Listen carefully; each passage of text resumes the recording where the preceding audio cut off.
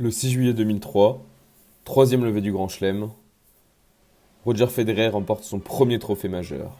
Le monde du tennis ne le sait pas encore, mais il s'apprête à rentrer dans une période de domination sans précédent.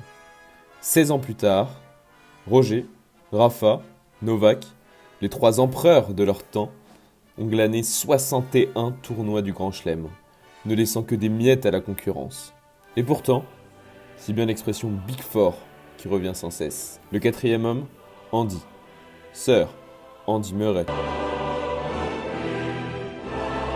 Entraîné par sa mère jusqu'à ses 12 ans, le jeune Andy, de son vrai nom Andrew, n'a pas toujours été le digne successeur de Fred Perry, dernier Britannique victorieux en Grand Chelem. C'est en Écosse, à Dunblane, dans sa ville natale, que le champion en devenir se construit. Judy, sa mère, confie même que son frère aîné était plus à l'aise raquette à la main. Andy n'avait pas encore montré l'étendue de son talent et péchait par son manque de concentration. Caractère de cochon, d'ailleurs, qu'il gardera toute sa vie. Mais il était obsédé par une chose, battre son grand frère. Le compétiteur hors norme, guidé par sa haine viscérale de la défaite, était né. Le 13 mars 1996, Andy est présent dans son école au moment de la tristement célèbre tuerie, durant laquelle 16 enfants et une institutrice trouvèrent la mort dans le gymnase. L'histoire ne le nie pas, mais la classe d'Andy devait être la prochaine à avoir le cours de sport.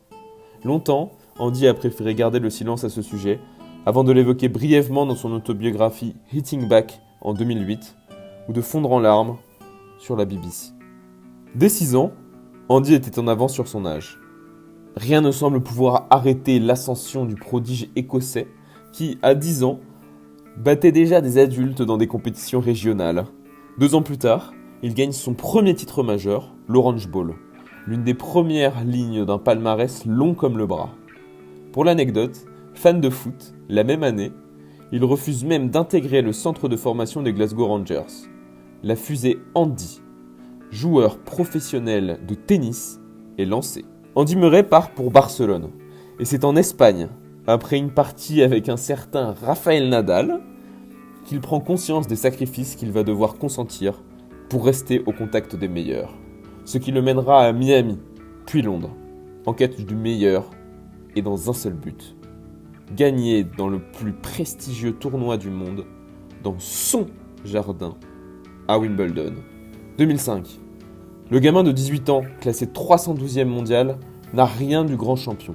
Et pourtant, cette édition de Wimbledon marque son véritable acte de naissance. Il se hisse au 3e tour et prend 2-7 à David Nalbandian, un ancien finaliste. En 10 mois, il passe de la 350e à la 50e place à l'ATP.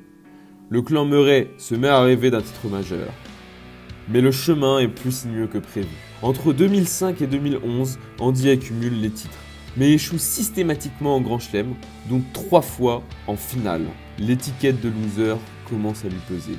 C'est alors que Murray, et son caractère bien trempé, vont aussi se faire connaître par des décisions souvent incomprises, quelquefois farfelues, mais la plupart du temps payantes. Ses choix d'entourage font parler, et notamment en 2011, lorsqu'il annonce qu'Ivan Lendl sera son nouvel entraîneur.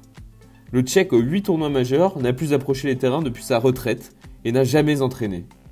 Mais Murray, le seul des 4 fantastiques à ne pas avoir réussi à décrocher un tournoi majeur, le sait. Il doit continuer à évoluer et pour cela, quoi de mieux que de se faire conseiller par celui qui, avant lui, avait perdu les 4 premières finales de Grand Chelem avant d'en remporter 8. Murray en est à 3. Le timing semble avantageux pour que l'histoire se réécrive dans le bon sens. La ressemblance est telle entre les deux joueurs qu'Andy va perdre sa 4e finale majeure, à Wimbledon, contre Roger Federer, le meilleur joueur de gazon de l'histoire. Cette défaite a tout de la goutte d'eau, et pourtant, elle ressemblera plus à un déclic. Sa relation avec le public, son public, connaît un tournant puisqu'à l'issue du match, il déclare « Tout le monde parle toujours de la pression que ressent un joueur à Wimbledon, de combien c'est difficile, mais ça ne l'est pas. Vous rendez tout cela tellement plus facile. Votre soutien a été incroyable, merci. » Message reçu 5 sur 5, puisque le public du jour lui adressera la plus belle ovation qu'il n'aura jamais reçue jusqu'ici. Écorché par sa défaite, Andy le battant, Andy le champion, sait que comme il l'a toujours fait, il allait devoir se remettre en question une énième fois pour atteindre son but ultime, gagner Wimbledon. Il se rapprochera un mois plus tard, chez lui, lors des JO de Londres, en décrochant l'or face au même Federer. Dans la foulée, il enchaîne par une victoire à l'US Open, son premier sacre majeur. Mais ce n'est que l'événement précurseur de quelque chose de plus grandiose encore. Libéré, Andy réitère l'exploit en 2013 à Wimbledon.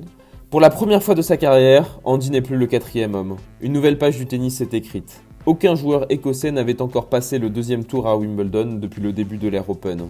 L'histoire a basculé du bon côté. Son talent sera enfin reconnu. Le trou béant laissé par ses échecs successifs à Wimbledon a été comblé avec la manière. Freiné dans son ascension en 2014, il prend à nouveau le monde du sport à contre-pied en devenant le premier top 3 de l'histoire à être entraîné par une femme, Amélie Mauresmo. Le but est de le faire retrouver le niveau qui était le sien avant de se faire opérer du dos un an plus tôt. Bien que cette collaboration ne porte pas ses fruits immédiatement, elle a le mérite de le placer en porte-étendard de la cause des femmes dans le sport. Casquette qu'il portera fièrement tout au long de sa carrière. La dernière période faste de sa carrière le voit atteindre le dernier objectif qui le sépare réellement de ses camarades du Big Four. La place de numéro 1 mondial. Profitant des méformes et blessures des 3 géants, il reste sur le trône 6 mois, gagne un majeur et le Masters avant de se blesser à la hanche. Jamais Andy ne se remettra de sa blessure. En janvier dernier, il annonce la fin de sa carrière. Le tennis est sonné. Qualifié par certains comme l'un des plus fins tacticiens de l'histoire, Andy aura toujours pris son monde à contre-pied.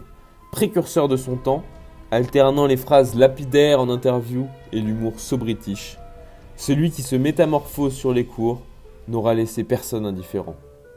Alors si le joueur se retire, nous pouvons être sûrs que l'homme nous jouera encore des tours dont il a le secret. Dashing through the snow in a one-horse open sleigh. It felt bad.